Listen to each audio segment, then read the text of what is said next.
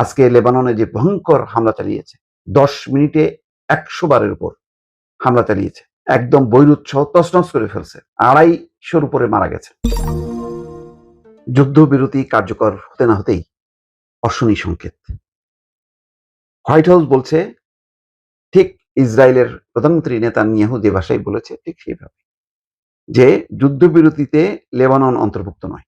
অথচ গতকালকে যেই যুদ্ধবিরতির কথা বলা হয়েছে পাকিস্তানের পক্ষ থেকে, সেখানে লেবানন সহ মধ্যপ্রাচ্যের সমস্ত অংশই এর আওতার মধ্যে থাকার কথা এবং সেটি বলা হয়েছে।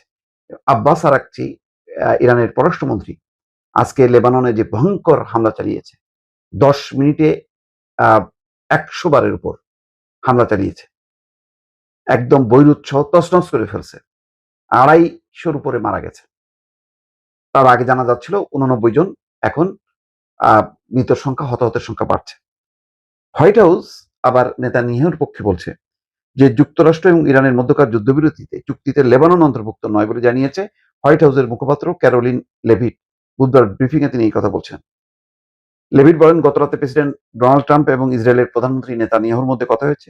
ইসরায়েলি প্রধানমন্ত্রী এই যুদ্ধবিরতির প্রচেষ্টাকে সমর্থন করেছেন এবং তিনি এই আলোচনার একজন গুরুত্বপূর্ণ অংশীদার হিসেবে থাকবেন। লেবানন ভবিষ্যতে এই চুক্তিতে অন্তর্ভুক্ত হতে পারে কিনা এমন প্রশ্নের জবাবে লেভিট বলেন, বিষয়টি নিয়ে আলোচনা অব্যাহত থাকবে। এদিকে নেতানিয়াহু বলেছে, ইরানের সঙ্গে যুদ্ধবিরতিতে হিজবুল্লাহ অন্তর্ভুক্ত থাকবে না, আমরা হিজবুল্লাহর উপর হামলা অব্যাহত রাখব। তাহলে দেখেন, এইটা কিন্তু শুরু হয়ে গেল। এবং যেই খবর এসছে যে ইরানের সঙ্গে আলোচনায় অংশ নেবেন ভ্যান্স, উইটকফ এবং কুশনার, তারা অংশ নেবেন। কিন্তু লেবানন পরিস্থিতি পুরো পাল্টে যায় কিনা। 254 জন, যুক্তরাষ্ট্র এবং ইরানের যুদ্ধবিরতির প্রথম দিনে লেবাননে ইসরায়েলি নির্বিচার হামলায় 254 জন নিহত হয়েছে, আহত হয়েছে 1165 জন। যদিও যুদ্ধবিরতি মেনে ইসরায়েলে হামলা বন্ধ করেছিল লেবাননের সশস্ত্র গোষ্ঠী হিজবুল্লাহ কিন্তু তারা বন্ধ করেছিল ওই চুক্তি মেনে, কিন্তু এখন সেটি মানছে না কে? ইসরায়েল। এখানে বলাই হচ্ছে যে লেবাননে ইসরায়েলি হামলায় নিহত 112, লেবাননে হামলা বন্ধ না করলে ইসরায়েলকে কঠোর জবাব দেওয়ার হুমকি ইরানের সঙ্গে যুদ্ধবিরতি চললেও লেবাননে ব্যাপক হামলা চালিয়ে যাচ্ছে ইসরায়েল। দখলদার বাহিনী শতাধিক হামলা করেছে এবং কঠোর হুঁশিয়ারি দিয়েছে আইআরজিসি বলছে, আমাদের প্রিয় লেবাননের উপর আগ্রাসন অবিলম্বে বন্ধ করা না হলে আমরা এই অঞ্চলের দুষ্ট আগ্রাসনকারীদের কঠোর জবাব দেব। অন্যদিকে দেশটির পররাষ্ট্র মন্ত্রণালয় বলেছে, লেবাননের উপর ইসরায়েলি আগ্রাসন বন্ধ করার জন্য আমরা আজকের দিন পর্যন্ত সময়সীমা ঘোষণা করছি। যদি এই আক্রমণ অব্যাহত থাকে তবে আগামীকাল শুক্রবারের আলোচনা আমাদের পক্ষ থেকে বাতিল বলে গণ্য হবে এবং আমরা এতে অংশ নেব না। শর্ত দিয়ে দিছে, যদি এই হামলা অব্যাহত থাকে তাহলে আমরা শুক্রবারের আলোচনায় অংশ নেব না।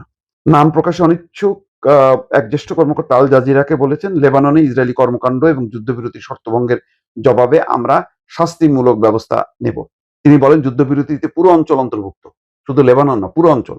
আর ইসরায়েল কথা ভঙ্গ করার জন্য পরিচিত, তাদের শুধুমাত্র বুলেট দিয়েই প্রতিহত করা যাবে।